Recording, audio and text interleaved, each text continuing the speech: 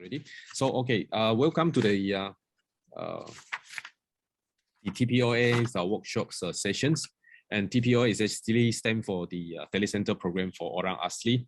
And since Pauline is here, actually Pauline was the project leads for these projects since the year 2013. So we have to acknowledge that she has done a lot of works on leading this group. And yeah, so we are actually coming into the 8 years of the TPOA project. And this is actually a long engagement with the Orang Asli community in the 4 sites of the Orang Asli settlements in the west of Malaysia, and then namely Pos Sindrut and Pos Lenjang in Pahang state, and also Pos Bala and Pos Gop in the Kelantan state. Right. So along the way, this Telecentre has actually introduced a lot of influence to the Orang Asli community. And then there are various surprises that has been brought along the way in terms of the socio-economic development as well as the way of living. So there have been some changes. And along the way, of course, there are still a lot of new challenges that it has to be addressed, because things changes along the way. And then the way of doing things has also changed. And then, of course, again, with the pandemic coming into the pictures, and then things will get slightly different as well in the village. So today in this session, we are actually inviting 4 site leaders, namely Christopher Peruma for Pos Bala, and also the Dr. Peter Karubi for Pos Gop, and Dr. John Phua for Pos Lenjang, and Associate Professor Dr. Wong Swee Kyung for Pos Sindrut to actually share their views, and also to provide some of the updates. We actually this session also invited the Orang Asli community leaders to actually give their view as well. But we actually experienced some of this difficulty. Apparently, it is actually not an easy task with this new norm that we have to pre-record the videos. They have to direct and how to record the video. And I think that is the part that sometimes we will need some time to just blend in. So that's why I think it is actually one of the challenges as well. And then also owing to the bad weather. Last night, I think they wanted to, trying to send the video, and then because of bad weather, so it was greatly affected the VSAT connection from the site. So this is also another challenges that, even though a lot of facilities are actually available, but the state, whether the facility itself will really do a good job on all the things on the purpose or not, there is actually another story, another challenges that we have to look into. And as a start, I would like to share with you all a video that's to give an overview of our project site.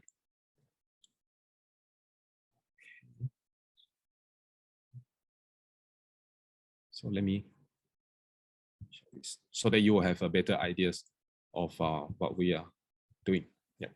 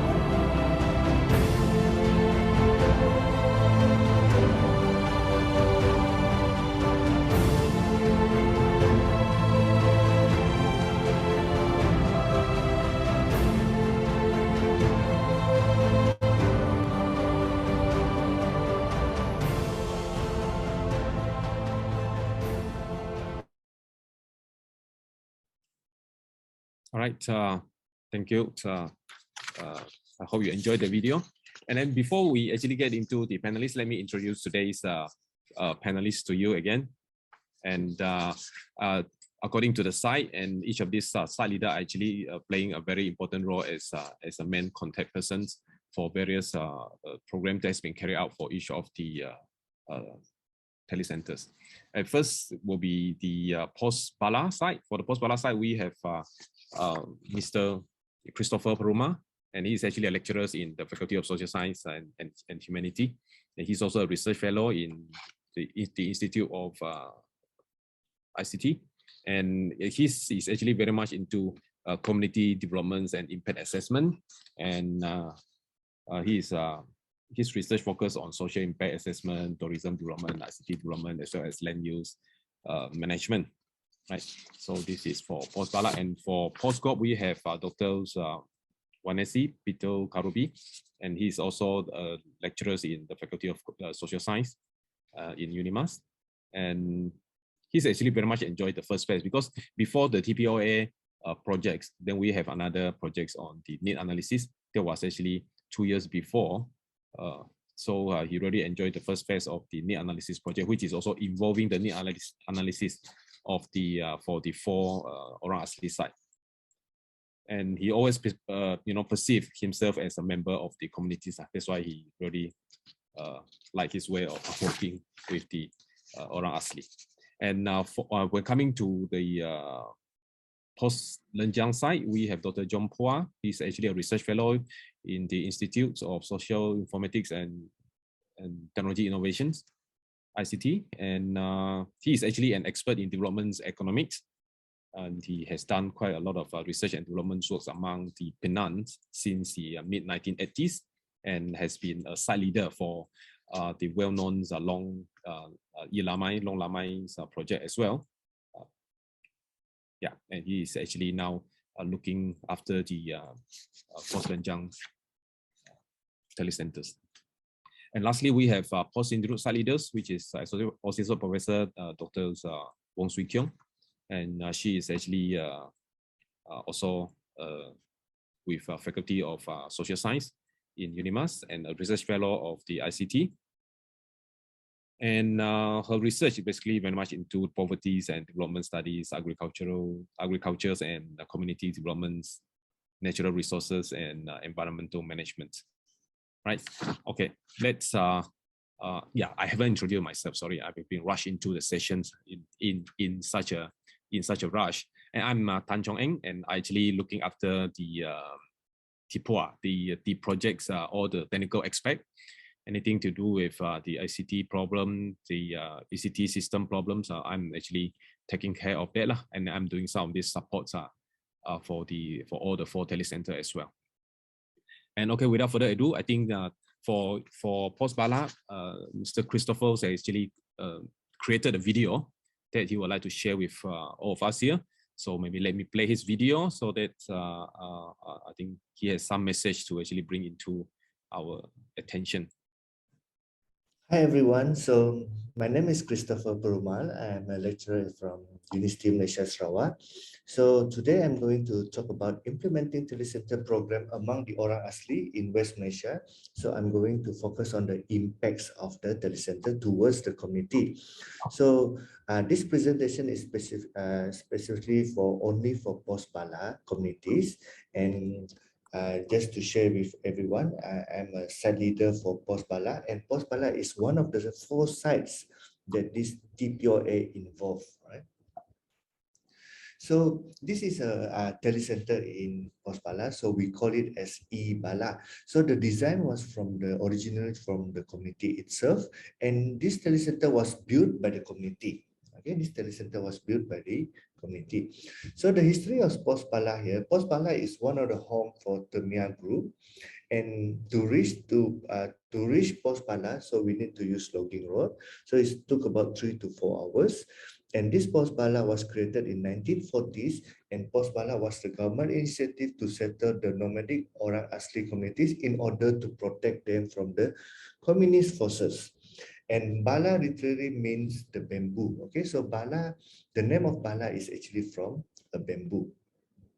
So this is location. So from the nearest town, which is Guam Musang in Kelantan, it would take about three and a half to 4 hours driving to Pos Bala. So in Pos Bala, we have 11 village. When we go in, the first village will be Barong and the last village will be Peng. So Pos Bala here, the TPOA project, actually we start with need analysis during 2011 to 2013. And TPOA start from 2013 to 2018. So in need analysis, actually we have identified what are the needs, what are the methods that we can use or we can conduct to provide telecenter, a sustainable telecenter to the orang asli. So actually the project is 5 years for TPOA 2018 to 2013 to 2018, and actually the project is still ongoing in the maintenance process. So the objective of TPOA, this telecenter actually works as a communication facilities, access to information, a hub for providing new knowledge and skill, providing education through ICT, conduct training for capacity building, providing information regarding health, and telecenter work as a rural transformation center. So the building of telecenter in Pos Bala was built on the 13th, they start to build this building on the 13th of February 2014, and it took about nine months and ends in 25th of November 2014. And all the building was built by the community themselves, right? So the progress of the TPOA, just to share with everyone. So in 2013, we have community engagement and team building, introduced TPOA development program. So the programs are tourism, indigenous knowledge, education, agribusiness, leadership, training, and health management. And the third one is we have formation of community advisory board, which is include the penghulu, we include the headman and all the leaders, the women leaders, youth leaders, and the adults and who are influenced in the community. So these are the photos that took during that time. Also, we have discussion in the community hall, with the school, and with the community. And during that time, we have also asked them to propose a site to build the telecenter. So in 2014, we have identification of building site and discussion of division of labor and agreement of compensation agreement, and bringing materials to begin the construction by the community. So materials here is the materials that we cannot find in the community, okay, find in the village. For example, like nails, steel, bolts, and so on, and tank. And so the other materials that we can find like wood, sand, stone, and so on. So it's actually from the village itself, okay? And the third one is we have elect the telecenter management committee. And the fourth one, social and village mapping. So to understand more about the human environment. And we also checking the development progress from time to time and getting feedback and suggestion from the community of the telecenter development progress and discuss action plan together with the community. So this is what we have done in 2014. So this is the site that we propose to have, that they want to build the telecenter. So this was the team that involved in the discussion. So this is the sand during that time. So the site clearing, and this is has been built in about 2 months after they clear the land. This is the progress, and the kids also, I think most of the community that live nearby help the progress to build the telecenter. So these are the community that they work together to build the telecenter, and this was the village mapping, okay, that has been done during that time. So these are the photos, and this is how it looked like before it was completed. So we have another discussion, and this is how it looked like in 2014. So in 2015, we have trained the Community Advisory Board and the Telecentre Management Committee. So the training is for leadership training. And we also kickstart the development program activities. So we have agriculture programs going on, focusing on food safety, value-added approach, keeping logbooks and one price policy.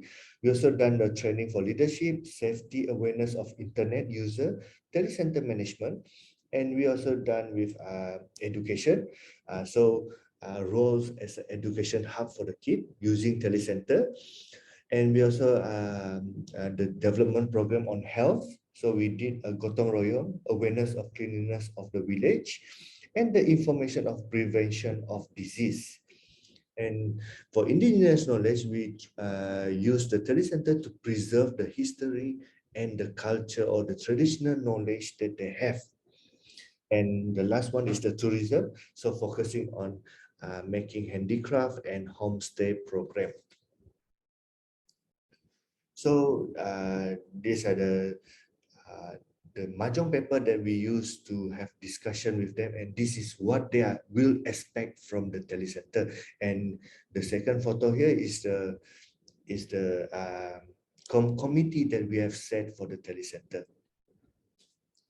And this is the one of the development program that has been run in the village with the committee. So this is the value added that we agribusiness that been done, led by Dr. Goy, okay, led by Dr. Goy. So using banana, using tapioca, what can be done more? So these are the activities done in the telecenter during that time. And in 2015, we have fenced the telecenter for safety reason, okay, for safety reason. So in 2016, the program, the development program activities is still ongoing, but by time to time, and continuous leadership and management training. So we have shared with them on how to teach them on to plant chilies, to plant vegetable. This is focusing on food security. And this is how the telecenter looked like in 2016. This is the health program, okay, sharing with women, the men, and so on.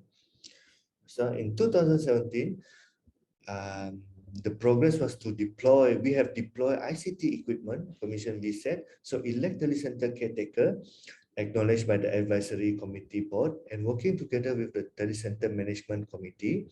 And the third one is to provide ICT training to the caretaker, introduce ICT device to the community, and number 5 is to set the telecenter rules. Okay, this is very important. Okay, this is important to maintain the telecenter. And the number 6 is to introduce safe internet user through training, introduce of TPOA apps, and continuity of telecenter development program. So this is the VSET that set up in 2017. This is the solar. So the telecenter is run by a solar. So this is the facilities that has been set in the telecenter. And we also have TV and Astro. Okay, TV and Astro. So this is the rules that has been set. And these rules actually set by the community themselves. Okay, we just guide them. We just throw idea and so on. So they are the one who set the telecenter rules. So these are the caretaker during the time, the first 5 caretaker, and another person, Kamal, joined after that. So this is the caretaker training that has been done by the ICT group, led by Dr. Tan. This is the installation of modular power. So after we train the caretaker, so the caretaker, the roles of caretaker is to train the community. So they use their own language to teach and to guide the other communities on using the telecenter, the equipment in the telecenter, okay, the device, the iPad, and so on. So extra training for the caretaker. So in 2018 to 2020, in 2020. So we have continuity of telecenter development program using Skype, and we have done also a motivation talk, we bring them the leader out, and we done a motivation program, and knowledge and experience in is linked to the TPOA apps. So whatever we have shared, I'll share all the knowledge, the new knowledge, the skill, and so on, is actually linked with the TPOA apps. And ICT equipment, we have done our ICT equipment maintenance.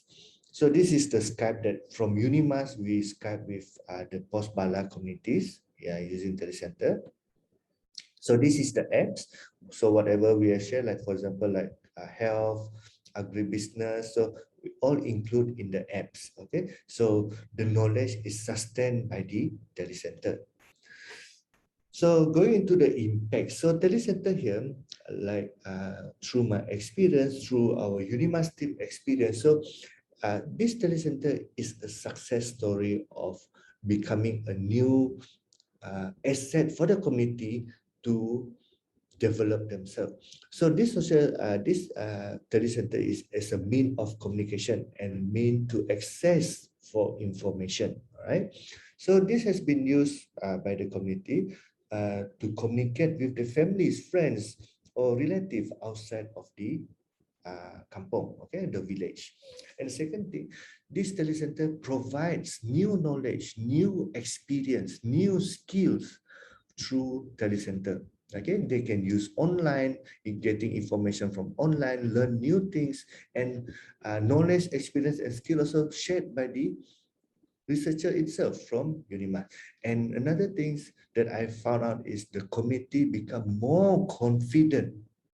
Okay, like what I'm trying to say, because more confident here. Before this, they were very shy, taken aback, and so on. But now they are more confident to talk to the people because they feel that they are knowledgeable.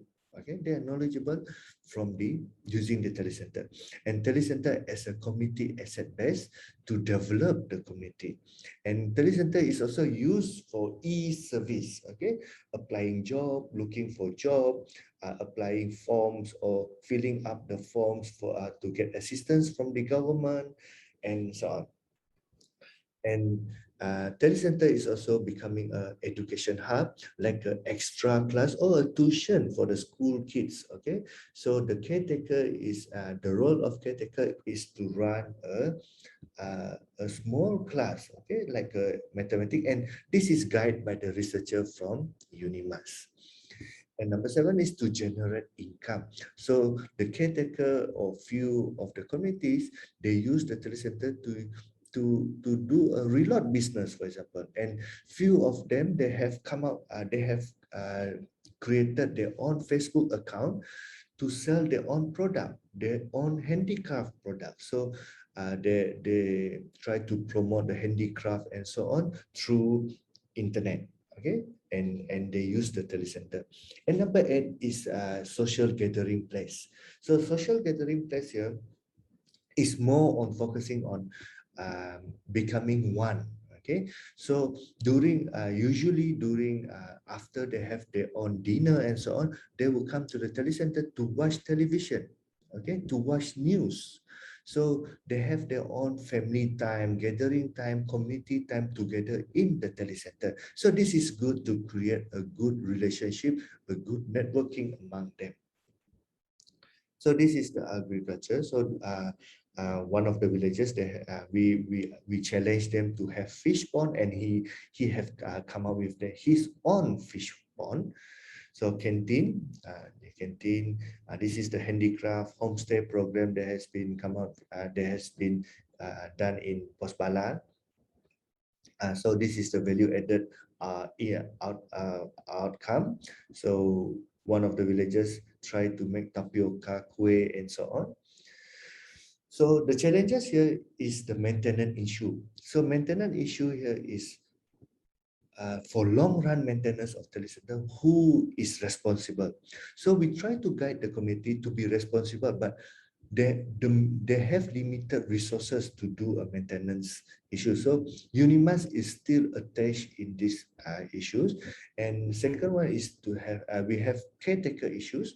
Caretaker here, usually they will the changes of caretaker is very frequent. So why changes? Because they have better opportunity, they have work outside, maybe they got a job and so on, so they will quit as a caretaker. So the other caretaker need to look for new caretaker and to train the new caretaker. Third one is the relationship between caretaker and the community. So the caretaker and the community relationship is very important. So if they have good relationship, the community will use the caretaker. Use the telecenter. So it is very important, and it is one of the challenges in Postbala. Number four is the involvement of the community. So not everyone involved in the telecenter, okay, or not everyone using the telecenter, because telecenter is just a tool to develop the community.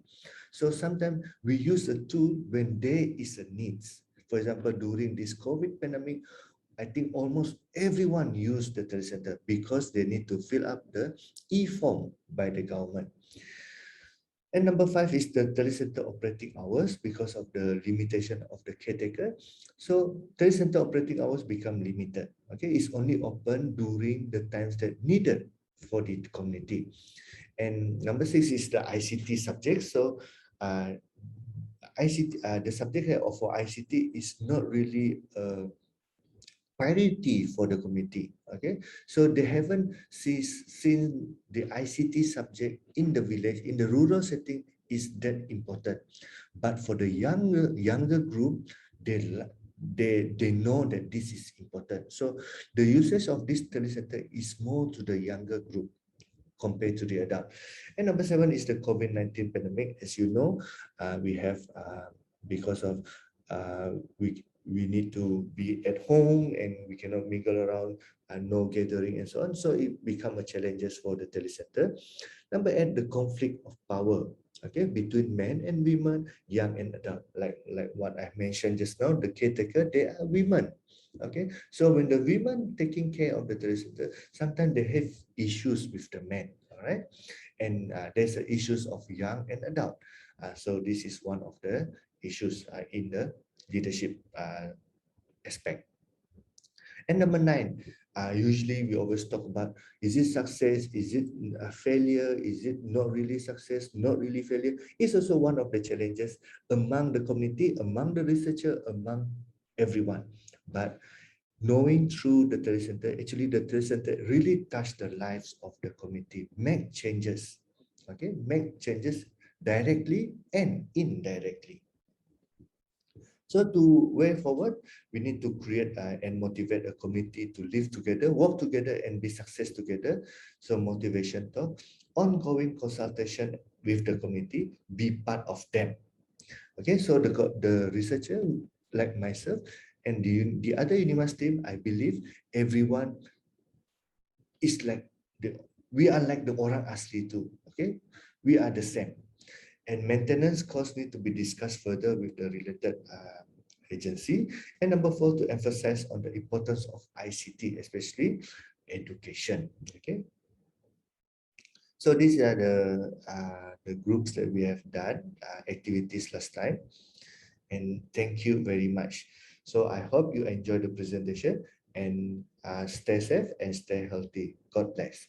Bye-bye. Right. Thank you very much for the Christopher's presentation, which give an overview of the development. I think a lot of the other telecenter side also experience similar type of process. It's just that maybe they have very different unique experience here. And now I have a question here from the floor that's asking about, do we have an alternative centers to knowledge sharing in the remote community where the internet is not popular? Okay, I mean, I would say the design of the TPOA's telecenters, they can work in two different modes, meaning to say that with the internet, so we can actually work with internet and also work without internet, because within the telecenters element itself, we have a knowledge portal, which is actually a local knowledge portal where we can put up local content to be shared without the needs for internet. It will be shared across the tablets, and it is actually through an app called the TPOA apps. You see, so I think for area where internet is not popular, then I think the telecenter will still be able to play its role as a knowledge sharing center, as long as we upload the offline content into the portal server, which is actually hosted within the Telecentre itself. And then this knowledge can be updated. Of course, without the internet, it has to be updated manually, and then be able to share across different Telecentre devices. So I hope I answered that question. So next, I would like to invite, I think, Dr. Peter Karoubi to talk about some of the updates and developments in post-scope. So I will hand over the floor to you, Dr. Peter. Thank you so much, Dr. Tan.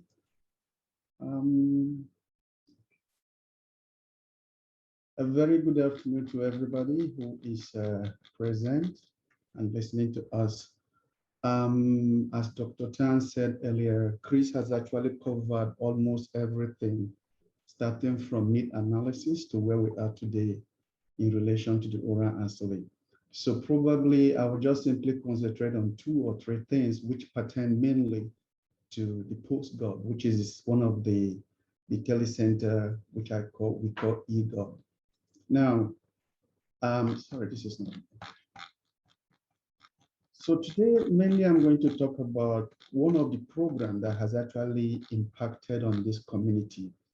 I must say the first time we arrived in Gov, it was very, very remote. I think that's one of the most remote places out of the 4 areas. And being very remote means that they lack almost everything. All the facilities wasn't there. And then with the coming of need and with activities of need analysis, we was able to explain all these things to government. And gradually, a lot of things start to come in one way or another. And I can say the need analysis actually exposed a lot of things which help the government to understand the situation of the people in Gov. So I'm not going to go back into that area. More or less, I'll be talking about what the Telecentre has done in their life. In a way, the Telecentre has actually touched their life in different ways, in terms of relationship, in terms of the people around them. This morning, I was talking to the caretaker, and she said to me, and she wanted to join this conference. I gave her the link, but she said she cannot, or they couldn't, because it rained heavily last night. And actually, they had an unexpected visitor, a huge elephant visited the village. And so when she told me that they were actually going back after they spoke to me last night, they met this elephant and they have to run back to their home, and they were very scared. The dog were all screaming and barking. And that gives you the picture of where they are. They still have visitors like elephants. They said the family, the community, each and every one of them always afraid. In my own way, I said to her, I hope everybody's safe. She said everybody's safe. Unfortunately, the elephant destroyed a few of their product and other things. And she equally told me it has been raining heavily for the past 3 or 4 days. And that's one of the reasons why the connection hasn't been very, very well. So, but at the same time, everyone over there is healthy. Everyone over there is fine. They could communicate with outside world, and they could be able to see us. And this is how eGovs look like. A very beautiful place. And you can look at the natural environment where it is located. And this building was, like Chris said in Bala, this building was actually designed, constructed by the local. And we, on the other hand, give them a helping hand here and there. And Dr. Tan and his team were able to install in all the electronics. For me, eGov is a success story, a beautiful story, which I always love to talk about. For me, I don't see myself as an academician, rather I see myself a member of this community that has welcomed us with open arms. And they share whatever they have with us, and they equally educate us indirectly or directly. So what I can say is the Telecentre has added a huge value in their life. The Telecentre have actually motivated them to start looking at way of making their life much better. During the time that we were there, after the completion of this building, like Dr. Tan mentioned, we had various programs designed by TPOA head, including our head, Dr. Pauline, and the rest of us. So we came up with this health, education, agri-economy, and tourism programs. And because Bala was located in such a beautiful place, so one of the idea was to develop the education and the ecotourism. And we looked deep into that area in order to make it, to see how possible it is. And based on that argument, based on that findings, we started talking about something like village stay.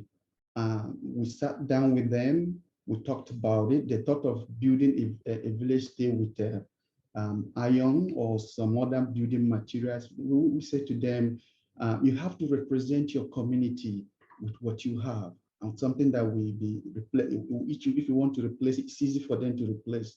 So based on our discussion with them and our understanding, they agreed to build a village square. As you can see, what I'm showing you is the early morning of the beautiful pictures coming from GOB. These pictures are not touched. This is original that has never been in any way touched or added or any other thing.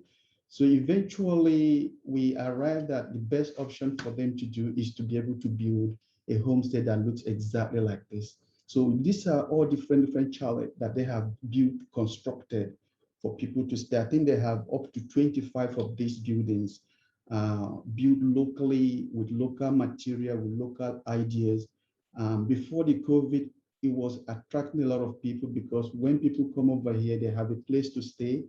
And some of this building looks like this, others look like this, and this. So you can see this is a kind of ingenious thing built by people with love for their community, but equally to help them be able to sustain their life. Do remember when we built that Telecentre, the role of Telecentre is basically to share communication, to send email, to be able to receive information. But then again, we realize that the Telecentre might equally play a more important role in their life, given where they are.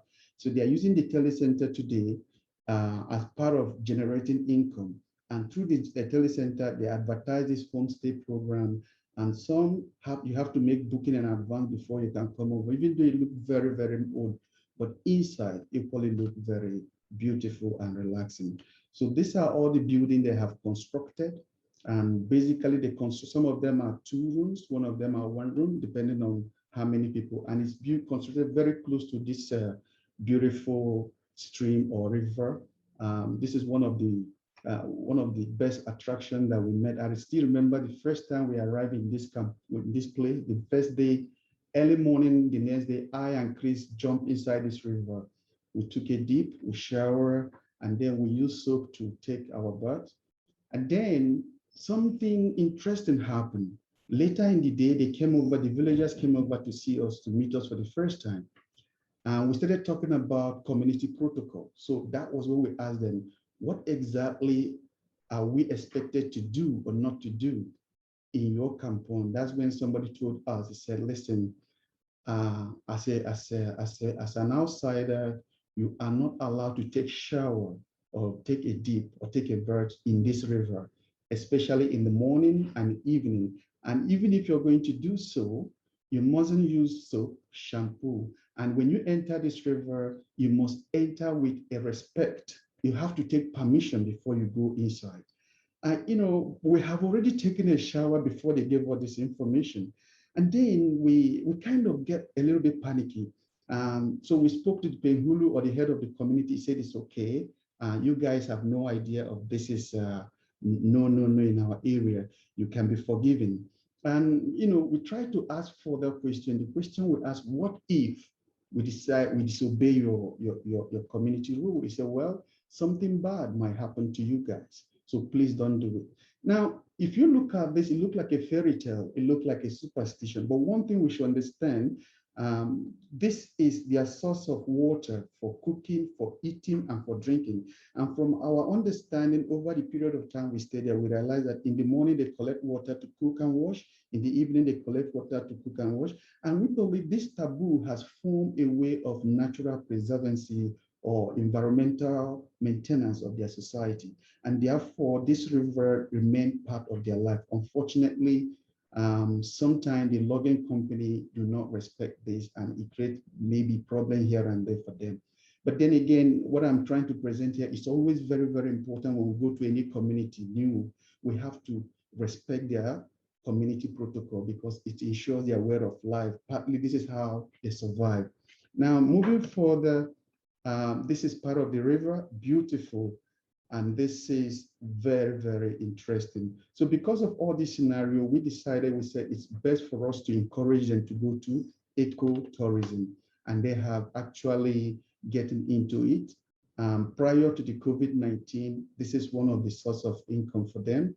And they were able to attract a lot of attention. A lot of people comes in to see what they have and equally to enjoy this beautiful scenario. Unfortunately, the COVID, on the other hand, has a different story for them. So these are the few people, individuals that have been with us, and they have been with us since the need analysis. Some of the caretakers who have dedicated their life to ensure that this place is well kept and this place maintained beautiful as we entered the first time. These are some of the members of the team. This is our last trip before the COVID.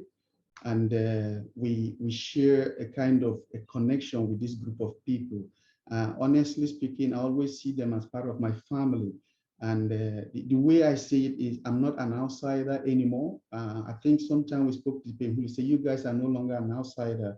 You are part of this community and we welcome you anytime. We welcome UNIMAS anytime. And this is the general picture before. I think it should be maybe when we went there for different training altogether. And the picture I have here is the picture of COVID. COVID doesn't give us a beautiful picture or colorful picture. It's a picture of sadness and re-education of who we are, where we are. Because of the COVID, their source of income has dwindled, meaning to say people no longer visit them. And those beautiful buildings that I show you, some of them are now in need of repairs. So they are doing whatever they can in order to fix them. The COVID actually, in a way, they were able to keep themselves safe, according to information I gathered from them. They equally, but the biggest problem for them is unable to go to the city to buy materials, to be able to have, there are certain things they need to buy from Ngwamusa, which is about give and take, 4 to 5 hours drive, depending on the kind of vehicle or the weather or the road condition. So the COVID actually created a kind of, cut them off from the outside world completely. To add to that, at a point, the Telecentre was having problem, and Dr. Tan has to make arrangement to send people to go in to fix it. Unfortunately, those people couldn't go in as quick as expected. But today they have fixed it and everything is okay. And at the same time, through the Telecentre, they were able to negotiate and talk to the Ministry of Health on when and how they're going to get their vaccination. Thank goodness they have equally been vaccinated and they are very, very healthy. So in a way, the COVID have equally stopped us from going in, which is not something to be very happy with. We actually plan to visit them. And we were there, I think we went there in March of 2019. And then when we came back, the issue of COVID started. And since then, we haven't been able to visit and see how they're doing, which is something that they keep asking. Each time we communicate, the question is, when is UNIMAS coming in? When are you people going to visit us? Which shows you that close tie. And this is all about technology, a very small technology that many people might take for granted. But this technology has brought a lot of people together, people like me who are just very far away from this part of the world, and they have given me a home and made me part of their community. So this is where I end today. The people of God are happy people, and the people of God are thankful that this technology was introduced to their life. There might be challenges here and there, but I want to say today they are happy. Unfortunately, they couldn't join us as a result of the weather condition. So thank you so much, Dr. Tan, and this is where I will stop for now. All right, thank you very much, Dr. Peter, for the sharing. I think time is really not on our side here. Yeah. So it's really we are a bit running off late on the time. So next, can we have maybe to have Dr. John to quickly share with us some of the things. Maybe Dr. John can just keep it short, because I think the horse has been chasing after me for the time, asking me to keep track of the time. So the session is over to you, Dr. John, for you to talk about Lenjang. Thank you. Okay, good afternoon. Yeah, I think thank you for the presentation by Chris and also Dr. Peter. I think then I can afford to be brief, because a lot of things has happened. I think after watching the video by Dr. Tan, actually I'm overwhelmed, yeah, by the work we have done. There's a lot have been done. Today I just present glimpses of post-Lenjang. Yeah, so I think just glimpses, because we can't, I think to be honest, we can't really capture their life in totality. Yeah, so mainly glimpses of post-Lenjang. So this is basically the center, Telecentre post-Lenjang. And behind that, that's a football field and also the place where you can land a helicopter. Do I remove this? Screen. Yeah, I'm quite near because I'm a digital migrant and not a native. I need somebody to be on my side. So we have post-Lenjang, that is from the semi sub-ethnic group. Yeah, I think the ethnic group is Orang Asli, and the population at that time is about 1,675, and probably by this year 2021 it's about 2,000, and these are the villages. Yeah, all the villages, and this Telecentre is situated at Kampung Lenjang. Yeah, so later I'll show you the site. Yeah, via a drone view. This is basically the route. Yeah, I think from your left side, your right side, sorry, that's a highway, and the highway it's quite near. Yeah, I think if you go in to the site, yeah, to Lenjang site, somewhere here, it takes about 4 hours. Yeah, but the distance is only about 40 kilometers. Yeah? It is it's narrow, it's winding. That's why it took a long time, and you can only use a motorbike. So we enter by using a four-wheel drive. So the whole area are surrounded by mountains. Yeah, by mountains. And we have the video clip. Then we show the video clip. Yeah? This video clip actually drone, yeah, which was done by Dr. Tan and Justin. And you can see this is the road entering the Telecentre and Kampung Lenjang. And the kids are running after the drone. At the side of the road, you can see a lot of bananas and also bamboo, yeah, bamboo. And for the houses, Orang Asli houses are made a lot by bamboo for the walls as well as for the floor. Yeah? And this is moving into the Telecentre.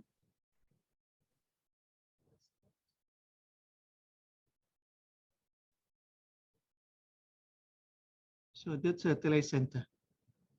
And you have the solar panel. This is the Telecentre, post Lenjang. And later you can see Dr. Tan and Justin, yeah, manning the drone. And I'm standing here at the veranda. And this is the football field where they play football, and also where the place where the helicopter land. Yeah? Sometimes the emergency, so they send they use a helicopter for transport. And then if you meet further in, there'll be villages as well, yeah, near the mountain. Nearby there's a primary school. Okay, Dr. Tan is there. Justin is here. And this is built by them, yeah. Of course, INIMAS assists by buying the materials. And design is mainly done by Ramli. Ramli is post Lenjang local champion.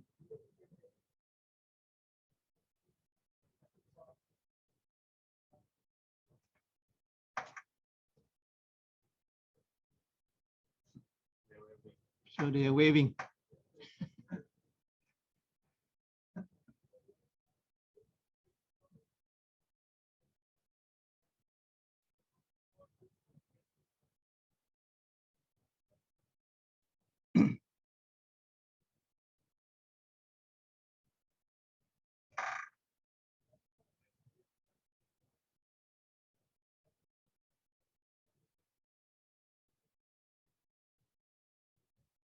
The Telecentre building, I think it's not just one go, yeah. When they build it, we send our team, the engineer team, to come in, yeah, because we need to make sure the building doesn't collapse, yeah, if there are 20 people in the building. So we have to put a lot of consolidation, yeah, pillar as well as wooden plank. It's a solar panel as well.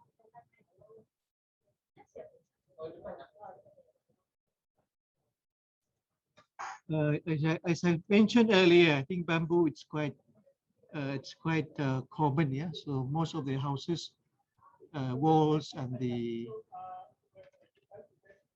floor, yeah, even pillar are mainly made of wood, yeah. So this is a typical Orang Asli house with zinc, yeah, with zinc. Okay, sorry, there's some technical problem, yeah. So these are bamboos. This is quite a common sight, yeah. We have bamboos bridges, yeah. Then you can use motorbikes to cross the stream. So in the post Lenjang, as there are a few programs, so I just focus on two programs, and the health program and the community-based tourism. Actually, for the 4 sites, we actually using a asset-based community development framework or a method. Yeah? So it's ABCD. Yeah? So this is a health program.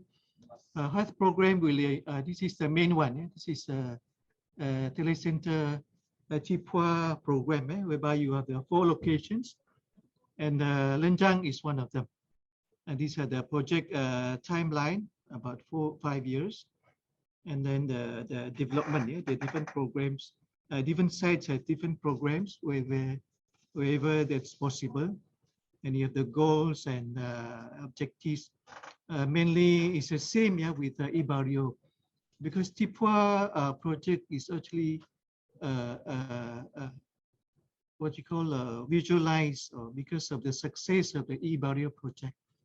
So I think more or less similar objectives to bridge the divide, yeah, between urban and rural community, yeah, the digital divide, and also to raise the socioeconomic standing of the rural communities. For here is the Orang Asli. Yes, the overall goal here, all the different programs are here. And then you have the tourism, yeah. Tourism, we went through, as explained by Chris earlier. I think these are the gist of it. It's a process, there's a framework, and of course, most of it are requests, all the program are requested by the community. And also because of the need analysis, we did the need analysis before we enter the sites. And health program, it's done by Dr. Juna. Dr. Juna is from Faculty of Social Sciences. She's an anthropologist, I think, basically specialized in health anthropology. So we have hands cleaning. Yeah, I think how to teach the kids to clean hands properly, washing their teeth, as well as clearing the compound. Yeah. And here will be on health, but basically on herbs and wild plants. Eh? So this is recording those herbs or plants that are there, yeah, but not eaten by them. Yeah? So here, Dr. Juna recorded, and later she will demonstrate how to cook it. Yeah. So some of the ferns that's used in Sarawak by IP of Sarawak, but then they are available in Long Post Lenjang, but they are not eaten by them. Yeah. So Dr. Juna will explain to them. Yeah. So here he'll collect the fern and more or less ask the kids whether they can identify those plants.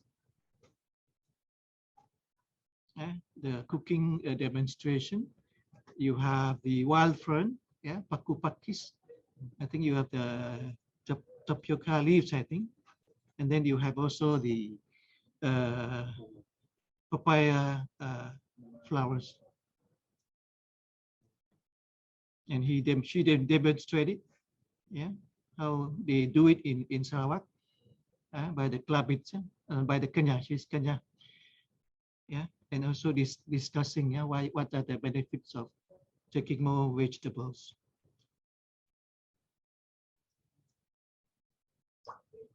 And then we have discussion as well. We have the kids here.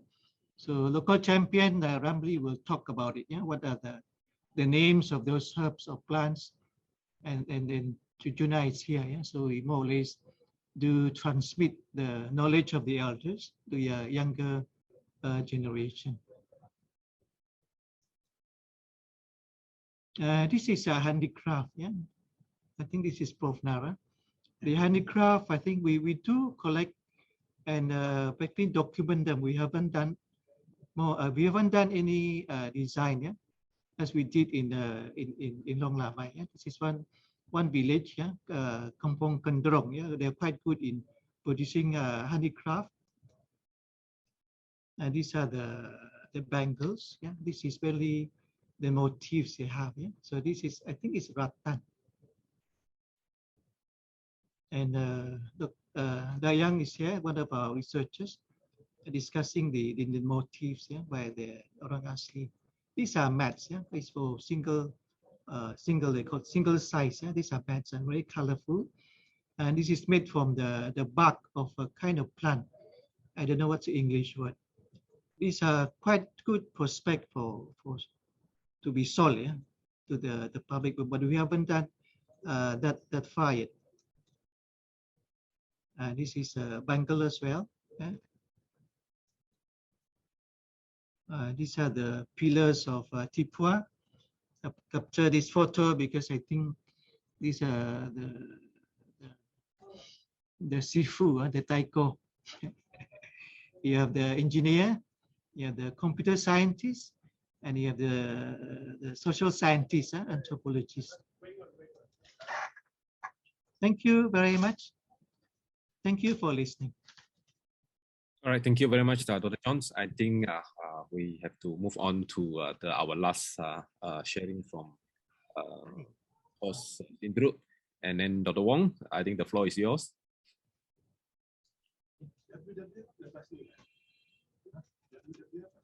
Yeah. Okay, please proceed.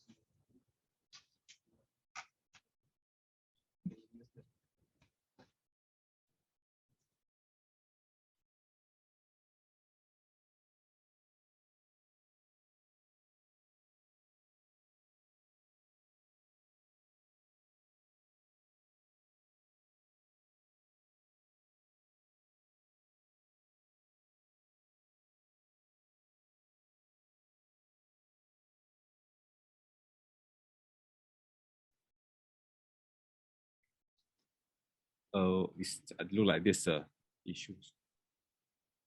So Wong, can you unmute yourself?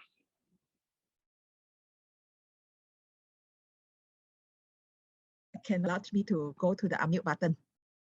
Can Okay, now we can hear you well. Yes. Okay, can you hear me? Yes, we can hear you. Okay, sorry. Okay, I try to enlarge my screen. Yeah. Do you see my screen? No, not yet. Yeah. In fact, I already shared the screen, but yeah, it seems that it's not working. Then I need to unshare and then you reshare again. Okay. I think there is some technical problem with the computer. Okay, wait.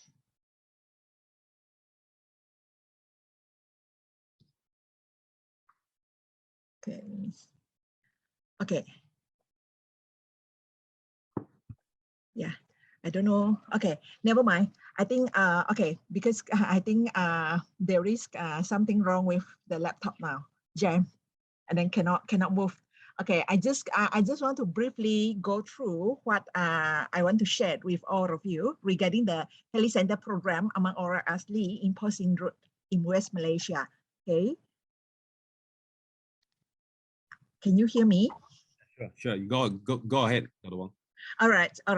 Okay, so then for the process-wise, I'm not going to talk about it because we are using the same model and same approach for the all 4 sites, okay, in a post-syndrome, in a post-Bala, post-Lenjan, and a post-GOP, okay.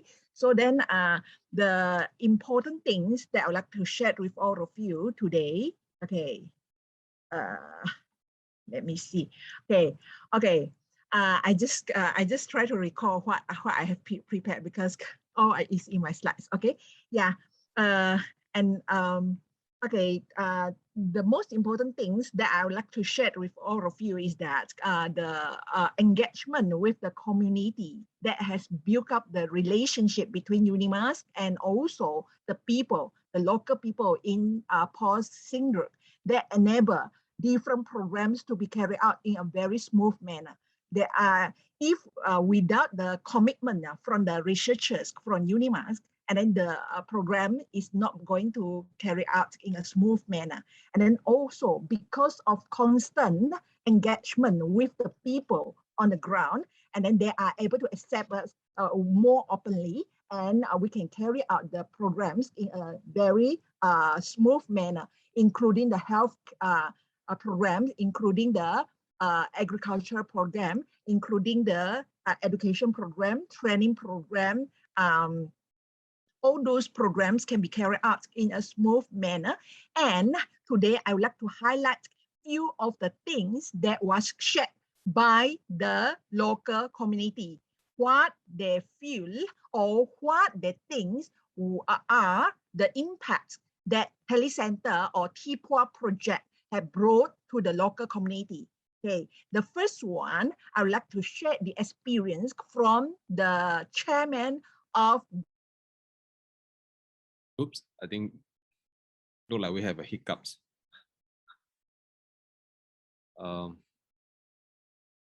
This session just halted. Yeah, we may experience some of this communications issue. Gosh.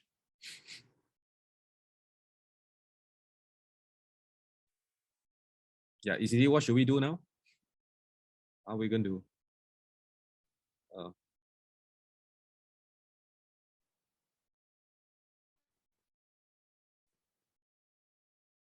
Yeah. Are we good? Dr. Wong's there. Yeah, I think we just lost Dr. Wong in the session. I think all right. I think never mind. I think yeah. I think we lost Dr. Wong, so I think we will just we have to proceed. I'm not sure whether if she can connect back in. Oh, okay. This is actually similar issues that we have. You know, when we actually do a lot of technologies oriented type of implementation, and then you know glitches is always happen. You know, even though in the modern world we are all in the what I call the modern urban center of the facilities, and hiccups do happen as well. And not to say that you know when we actually try to implement technologies in the rural areas, try to implement you know telecentres, there will be even much more challenging and much more hiccups. And I think the time is not really with us. And then the next session is just we're already into the time of the next session. So I would think we'd like to conclude these sessions. And if there's any further question, please, if there's any further question, please, you know, just contact us, and we will try to, you know, answer, and we'll try to get back to you if there's any query. And of course, the TPOA project, we have a lot of story. We have a lot of story to actually tell for the past 8 to 10 years. If we talk about the need analysis, it will be like a good 10 years now. And I think I will just end the session here, and I will hand it over to the next sessions. Sorry about the time, and thank you very much. Thank you for all your times, and thank you for listening.